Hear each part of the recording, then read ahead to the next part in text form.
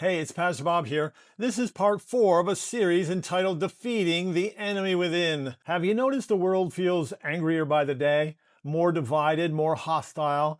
There's a hunger driving it all, a desperate craving for something we can't quite name.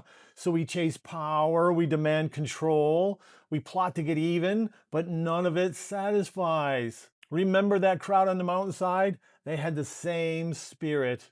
They were hungry, all right. Hungry for revenge, hungry for justice on their terms, hungry for a kingdom that was built by force. Instead of soaking their rage, Jesus turned everything upside down with the principles of his kingdom, a kingdom that doesn't come with armies, but lives within you. The fourth principle he shared that day was, "Blessed are those who hunger and thirst after righteousness, for they shall be filled."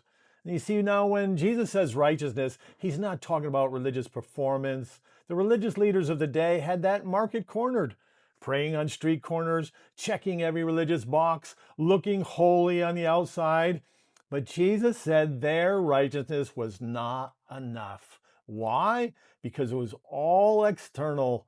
They cleansed the outside, but inside they were still filthy. Righteousness isn't about looking good, it's about being transformed from the inside out. It's the ability to love like Jesus did, to forgive like he forgave, to serve like he served, to show compassion instead of harshness. And here's the promise: if you hunger for that and you turn to God, you'll be filled. On another occasion, Jesus stands up and he says this, "If anyone thirsts, let him come unto me and drink. And he that believeth on me, as the scripture has said, out of his heart shall flow rivers of living water."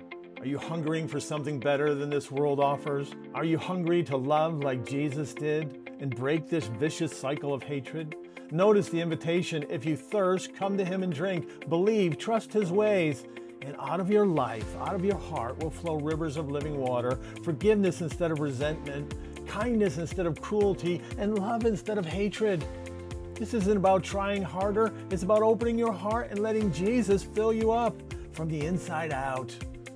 When you've admitted your bankruptcy, grieved your brokenness, and embraced your meekness, you finally realize how desperately thirsty you are. And that's exactly where Jesus meets you.